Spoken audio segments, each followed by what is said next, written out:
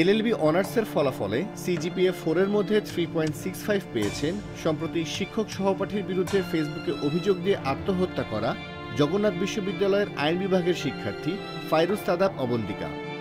ব্যাচে তৃতীয় স্থান লাভ করেন তিনি।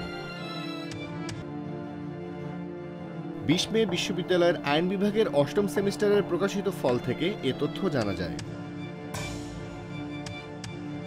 প্রকাশিত ফলাফলে দেখা যায় 8ম সেমিস্টারে 3.73 পেয়েছেন অবন্তিকা। এর মধ্যে স্পেশাল প্যানেল ল কোর্সে তিনি পেয়েছেন 3.75, ল অফ ক্রিমিনাল প্রসিডিউরে পেয়েছেন 3.50, conveyancing drafting and trial advocacy ট্রেনিংয়ে 3.5, ল অফ ক্রিমিনাল প্রসিডিউরে পেয়েছেন 3.5, conveyancing drafting and trial advocacy ট্রেনিংয়ে 3, লিগাল রিসার্চ অ্যান্ড রাইটিং কোর্সে 3.75, লিবারেশন মুভমেন্ট অ্যান্ড ইন্ডিপেন্ডেন্ট কোর্সে 4 ও মৌখিক পরীক্ষায় জিপিএ 4 পেয়েছেন তিনি।